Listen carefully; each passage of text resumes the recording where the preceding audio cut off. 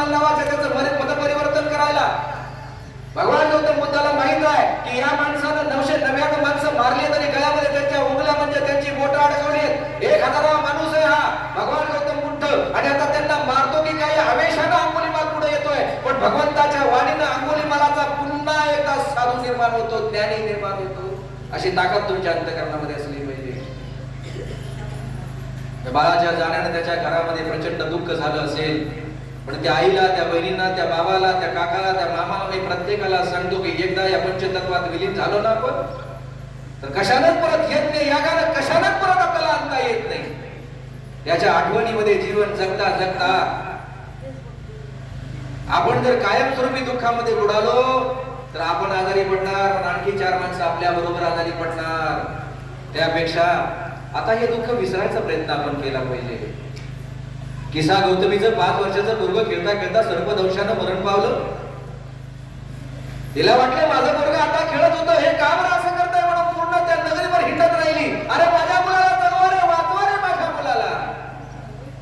एका गृहस्थानं सांगितलं, जा त्या दूरच्या एका डोंगरावर तथागत सम्यक संबुद्ध नावाचा महान ज्ञानी बसलेला आहे, काहीतरी मार्ग सांगेल तुला. आपल्या मुलाला पुन्हा जीवन मिळेल म्हणून किसा गौतमी त्या लेकराचं गलेवर खांद्यावर घेऊन निघाली, भगवंताकडे गेली. भगवंताला सांगितली, हे भगवान, हा माझा खेळता लडका 5-6 वर्षाचा पोरगा पहा ना, अचानक धरतीवर पडला, याला पुन्हा हसणं खेळत करा. हा भगवंतांना माहित होतं इथे जे जन्मले ते त्याला मरावंच लागते. भगवंत मनामध्ये हसले, सांगितलं, हे किसा, या नगरीमध्ये जा आणि एखाद्या घरातून मुठभर मोरा घेऊन ये. आईला वाटलं माझं पोरगं पुन्हा हसणं खेळतं होणार आहे ना, निघाली. पण भगवंत तिला म्हणाले, त्या मोरा अशा घरातून घेऊन ये की ज्या घरात कधीच कुणी मेलं नसेल. आपल्या मुलाचं गलेवर प्रेत खांद्यावर घेतलं, निघाली. घरामध्ये विचारलं, का हो, हा मला मुठभर मोरा देता का? मुठभर मोरा दिल्याने विचारलं, तुमच्या घरात कधी कुणी मेले का? हो, आमच्या आजी गेल्या वर्षी गेले. दुसऱ्या घरात गेली, मोरा द्या, तुमच्या घरात कुणी गेले का? हो, गेल्या वर्षी आमची आजी, काकी, मामी, असं एकही घर किसा गौतमीला सापडलं नाही की त्या घरात कधी कुणी मेलं नाही. प्रत्येक घरात कधी ना कधी कुणी ना कुणी मेलं होतं. आपल्या मुलाचं गलेवर प्रेत आपल्या खांद्यावर घेतलं आणि किसा गौतमी भगवंताला सांगितले, भगवान, मी अज्ञानामध्ये होते, मला माहित नव्हतं की या पृथ्वी तलावर प्रत्येकाच्या घरात कधी ना कधी कुणी मेलेला आहे. यात माझा मुलगा मेला, यात नवल काय? यात माझा मुलगा सुटून गेला, याचं मला नवल काय?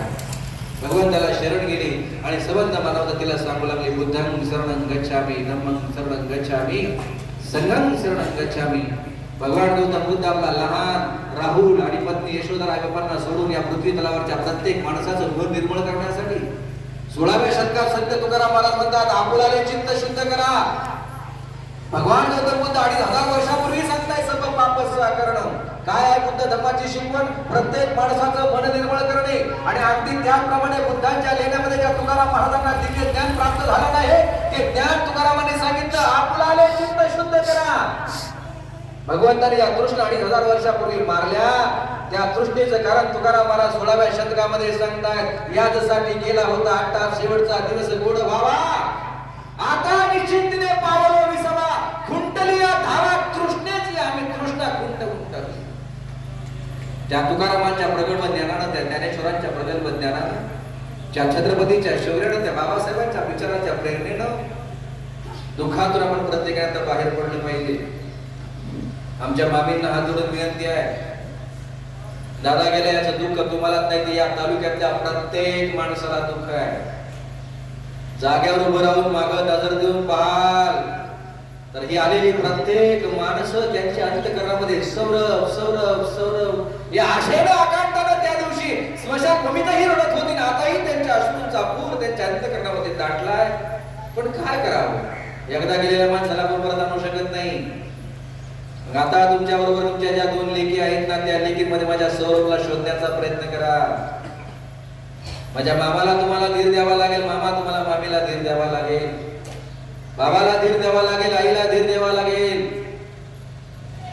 आणि यदा कदाचित तुम्हाला कधी वाटलं ना सौरभची आठवण तुम्हाला क्षणोक्षणी येत राहील, यात काही नवल नाही, येतच राहील. आईच्या पोटचा पोरगा दावा, बापाच्या पोटचा पोरगा दावा, बहिणीचा भाऊ दावा ना, ती क्षणोक्षणी आठवण येत राहील. तेव्हा माझ्यासारख्या बारीक लेकराला एखादा फोन करून माझ्यामध्ये सौरभ शोधण्याचा प्रयत्न करा. मी सौरभ होणार नाही, पण प्रेमानं आणि आदरानं तुम्ही माझ्याशी एखादा फोन करा. त्यावेळेला तुमचं दुःख हलकं करण्याचं काम किंवा तुमच्या घरामध्ये येऊन तुमच्या चरणाला स्पर्श करावा ना, त्यावेळेला तुमचं लेकरू माझ्यामध्ये शोधण्याचा प्रयत्न करा. वेगवेगळ्या क्षेत्रातले असंख्य मान्यवर मंडळी या ठिकाणी आलेली आहेत. या कदम परिवाराच्या दुःखाचं सांत्वन करायला प्रत्येक माणसं इथे उपस्थित आहेत. म्हणून प्रत्येक माणसाला जाता जाता एक गोष्ट मी सांगणार आहे, जिवंतपणे आपण आपली नातेगोती सांभाळूया. मग ते नातं रक्ताचं असेल, ते नातं मानलेलं असेल, ते नातं प्रेमाचं असेल, ते माणसं आदराचं असेल, ते नातं गुरु शिष्याचं असेल, ते नातं राजकारणाचं असेल, सहकाराचं असेल, कुठलंही नातं असेल ते जिवंतपणे सांभाळा. कोणाचा द्वेष करू नका, कुणाच्या धर्माला नाव ठेवू नका, कुणाच्या देवावर टीका करू नका. आपला बुद्ध धर्म आपल्याला समता पेरायला सांगतो, ती समता आपण पेरूया. शेजाऱ्या पाजाऱ्याशी नीट वागा, चांगलं वागा. आमचा हा सौरभ आम्हाला सोडून गेला असेल पुन्हा परत कधी न येण्यासाठी, पण त्याच्या आठवणी चिरंकाल आमच्या अंतःकरणामध्ये असणार आहे. राम उगावकर एका ठिकाणी असं म्हणतात, मरणानंतर शरणावरती आमची प्रीते पेटू द्या, पण मरणामधून शरणामधून नवा माणूस उभू द्या. नवा माणूस या ठिकाणी होते.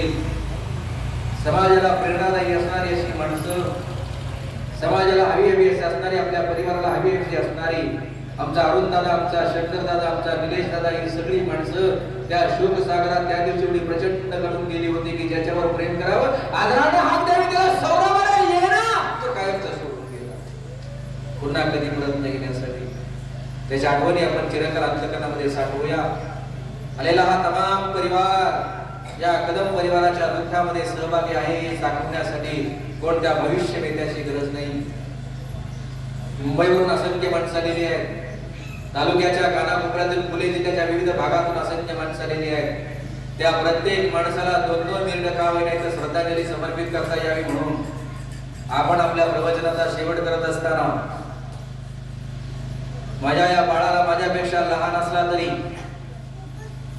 हव्यावेशा वाटणाऱ्या माझ्या या सौरवला माझ्या सबंध भंग परिवाराच्या वतीने, राज्य मराठी पत्रकार परिषदेचा एक पत्रकारी आणि आता महाराष्ट्रातल्या तमाम पत्रकारांच्या वतीने, महाराष्ट्रातल्या तमाम प्रबोधनकारांना मी एक छोटासा प्रबोधनकार म्हणून माझ्या या बाळाला काळजाच्या कणाकणापासून, रक्ताच्या थेंबाथेंबापासून, मनापासून भावपूर्ण श्रद्धांजली समर्पित करतो. आणि समाजातल्या प्रत्येक माणसाला विनंती करतो, रे गर्व सोडून द्या, अहंकार सोडून द्या. मृत्यू कधी येईल हे कोणी सांगू शकत नाही. म्हणून प्रत्येकाशी आपण प्रेमाने वागूया. काही आपल्याला वाटून खाता येईल का, वाटून देता येईल का हे पाहूया. अहंकाराने गर्व कुणाचाच शेवटाला गेलेला नाही, कारण प्रत्येकाला मरावं लागणार आहे. म्हणून संत म्हणाले, मरणाआधी सावध व्हावे, कीर्ती करून मरावे, जन्म घालू नये माया मनुष्याची उत्तम काया. असं जीवन तुम्ही आम्ही जगाल. प्रत्येक नात्याबद्दल हवं असल्यासारखं तुम्ही जीवन जगाल अशी माफक अपेक्षा व्यक्त करतो. आई वडिलांना वाटतं, आपल्या प्रत्येक पोराला वाटतं आमच्या आई वडिलांनी आम्हाला ब्रँडेड कपडे घ्यावे, ब्रँडेड शूज घ्यावा, ब्रँडेड चप्पल घ्यावी, ब्रँडेड पेट घ्यावा, ब्रँडेड गाडी घ्यावी. पण आई वडिलांना वाटतं की माझ्या पोराला असं काही ब्रँड निर्माण व्हावं की त्याच्या नावावर आम्हाला ओळखलं जावं.